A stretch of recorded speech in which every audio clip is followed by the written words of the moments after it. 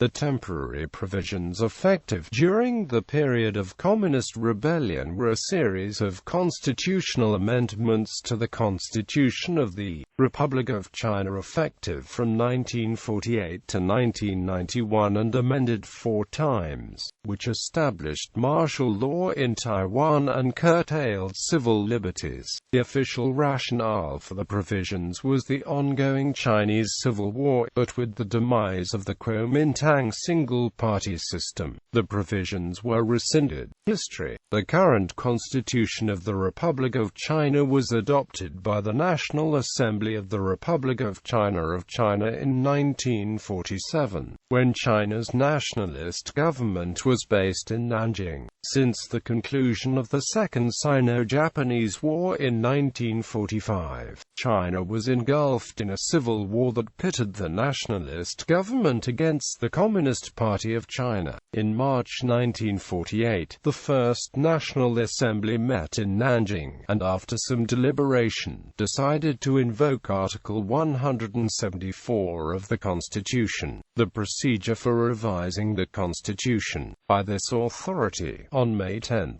1948, the Assembly adopted the first set of temporary provisions that was set to expire after 3 years. In 1949, the Communists expelled the nationalist government from mainland China, and Chiang's government set up base in Taipei, Taiwan. In 1954, the National Assembly indefinitely renewed the temporary provisions in view of the Kuomintang's plans to recapture the mainland. The temporary provisions from then on were amended in accordance with the needs of the President of the Republic of China, Chiang Kai-shek, or his son Chiang Ching-kuo. In 1966, the temporary provisions were revised to allow for supplementary elections to the National Assembly from the Taiwan area. In 1971, the ROC was expelled from the United Nations and replaced with representatives from the People's Republic of China. The temporary provisions were amended again the same year. Abolition. As history evolved, it became clear that retaking the mainland was more a dream than a real possibility. The National Assembly, on April 22, 1991, resolved to abolish the temporary provisions, and on April 30 of the same year, President Lee Teng-hui declared the period of communist rebellion to be terminated as of May 1.